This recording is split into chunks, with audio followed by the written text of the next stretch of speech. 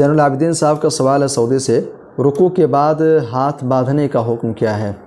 دیکھیے، رکوع کے بعد ہاتھ باندھنے کا جو مسئلہ ہے یہ اہل علم کے درمیان کافی مختلف مسئلہ ہے، کافی اختلاف ہے اس تعلق سے۔ میں دو موقف آپ کے سامنے رکھتا ہوں۔ پہلا موقف ہے ان لوگوں کا، ان اصحاب علم کا جو کہتے ہیں کہ رکوع کے بعد ہاتھ باندھنا ہے۔ ان کی دلیل کیا ہے؟ وہ دلیل پیش کرتے ہیں، سنن نسائی کی روایت ہے۔ علقمہ بن وائل اپنے باپ سے روایت کرتے ہوئے کہتے ہیں کہ رأیت رسول اللہ صلی اللہ علیہ وسلم، میں نے اللہ کے نبی صلی اللہ علیہ وسلم کو فرماتے ہوئے سنا، اذا کان قائما فی الصلاۃ، کہتے ہیں کہ میں نے رسول اللہ صلی اللہ علیہ وسلم کو دیکھا کہ اللہ کے نبی صلی اللہ علیہ وسلم جب نماز میں کھڑے ہوتے تھے، قبض بیمینہ علی شمالہ، اپنے دائیں ہاتھ کو بائیں ہاتھ سے باندھتے تھے، دائیں ہاتھ کو بائیں ہاتھ پر باندھتے تھے۔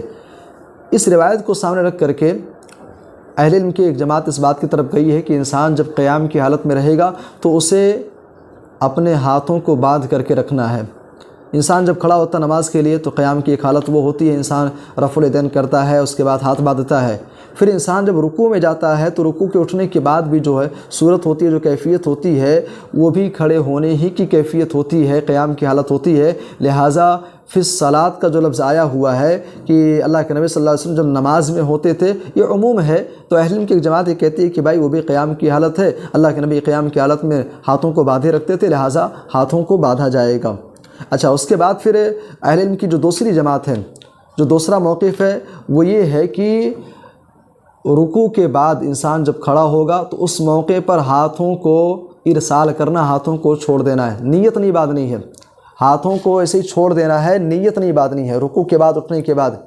یہ اہل علم کی ایک جماعت ہے، بلکہ علامہ البانی رحمہ اللہ نے رکوع کے بعد ہاتھ باندھنے کو انہوں نے بدعت قرار دیا ہے۔ اور بدعت قرار دینے کی وجہ کیا ہے؟ وجہ انہوں نے یہ بتلائی ہے، چونکہ آپ دیکھیں گے جو دوسری جماعت علماء کی، ان کے پاس بھی دلائل ہیں۔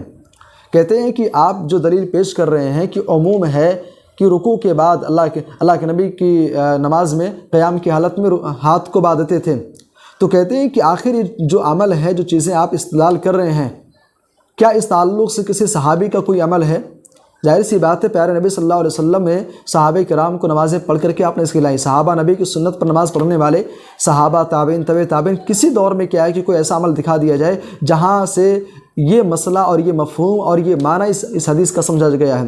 اور بات اگر فی الصلاۃ کی ہے تو فی الصلاۃ کا مطلب کیا ہے؟ مطلب یہ عموم ہے۔ تو اس تعلق سے آپ دیکھیں گے اللہ کے نبی کی جو دوسری روایت ہے موطا امام مالک کی، سلیمان بن یسار رضی اللہ تعالیٰ عنہ کہتے ہیں کہ اللہ کے نبی نے فرمایا کہ اللہ کے نبی کے بارے میں آتا ہے کہ کان یرفع یدیہ فی الصلاۃ، اللہ کے نبی نماز میں جو ہے، نماز میں اپنے ہاتھوں کو اٹھاتے تھے، رفع کرتے تھے اللہ کے نبی۔ تو کیا وہ روایت جیسے کہ اللہ کے نبی قیام کی حالت میں، نماز میں قیام کی حالت میں ہاتھوں کو باندھے رکھتے تھے، تو کیا مطلب اس کا؟ پوری نماز میں جب بھی قیام ہوتا تھا اللہ کے نبی ہاتھ باندھے رکھتے تھے؟ اگر یہی معنی ہے تو پھر اس روایت کا معنی کیا ہوگا کہ یرفع یدیہ فی الصلاۃ، نماز میں اللہ کے نبی ہاتھوں کو اٹھائے رکھتے تھے؟ کیا مطلب پوری نماز میں جب تک ہوتے تھے ہاتھوں کو اٹھائے رکھتے تھے؟ تو اس کا پھر یہی معنی نکالا جائے تو وہاں پہ جو معاملہ ہے اللہ کے نبی صلی اللہ علیہ وسلم تکبیر تحریمہ کے بعد اللہ کے نبی صلی اللہ علیہ وسلم جو ہیں، اللہ کے نبی صلی اللہ علیہ وسلم ہاتھوں کو باندھتے تھے، اس کی صراحت، اس کا ثبوت ہم کو ملتا ہے۔ لیکن رکوع کے بعد کا جو معاملہ ہے، کسی صحابی سے اس کا کوئی عمل نہیں ملتا ہے، اللہ کے نبی سے اس کا کوئی ثبوت نہیں ملتا ہے، تو ایک مخصوص حالت ہے، وہ ایک مخصوص حالت ہے، اس کو عام نہ کیا جائے۔ بہرحال یہ چند باتیں اس تعلق سے رکوع کے بعد ہاتھ باندھنے کا حکم کیا ہے۔ دونوں موقف میں نے آپ کے سامنے بیان کر دیا ہے۔ آپ اس تعلق سے اگر اردو زبان آپ پڑھنا چاہتے ہیں، جانتے ہیں، تو میں آپ سے گزارش کروں گا کہ آپ شیخ محفوظ الرحمن فیضی، سابق شیخ الجامعہ، جامعہ اسلامیہ فیض عام مئو، ان کی کتاب ہے کیا رکوع کے بعد بھی سینے پر ہاتھ باندھنا سنت ہے؟ ان کی کتاب کا یہ نام ہے کیا رکوع کے بعد بھی سینے پر ہاتھ باندھنا سنت ہے۔ انہوں نے ہر ایک دلیل کا تفصیلی جائزہ لیا ہے، ہر ایک دلیل کا انہوں نے تفصیل کے ساتھ جائزہ لیا ہے۔ یہ کتاب اپنے سامنے آپ رکھیں، انشاءاللہ یہ مسئلہ آپ کے لیے بالکل واضح ہو جائے گا۔ دونوں موقف میں نے آپ کے سامنے بیان کر دیا ہے۔ جو چیز میں نے مطالعہ کیا، جو چیز میرے سامنے ہے کہ رکوع کے بعد ہاتھ باندھنا وہ درست نہیں ہے۔ بہرحال شیخ ابن باز رحمہ اللہ ہیں اور دیگر اہل علم ہیں، ان کا اپنا موقف ہے، ان کا اپنا موقف ہے، ہم اس موقف کے ہم خلاف، ان کا اپنا موقف ہے، ان کا اپنا اجتہاد ہے۔